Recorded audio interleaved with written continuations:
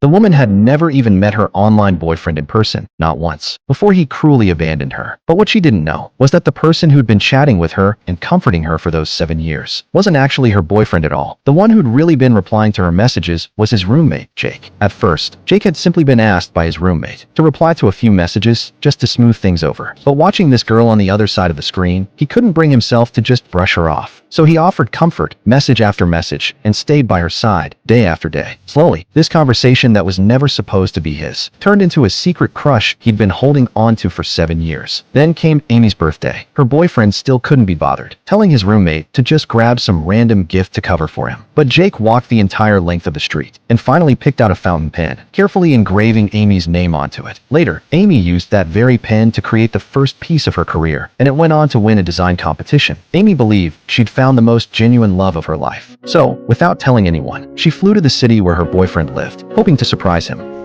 짠! 나띵 고항이다! 찬아, 사랑해. 사랑해, 찬아.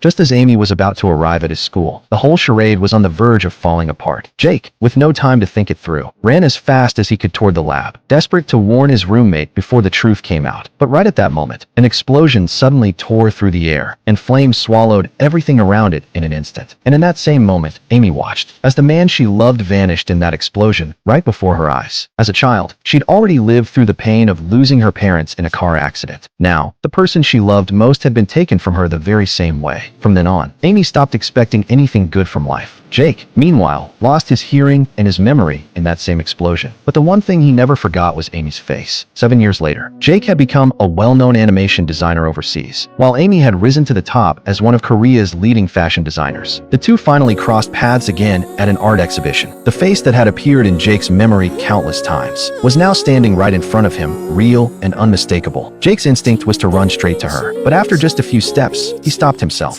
Faced with a love this heavy to carry, he chose to hold back instead. Just as he turned to walk away, he suddenly spotted Amy in danger.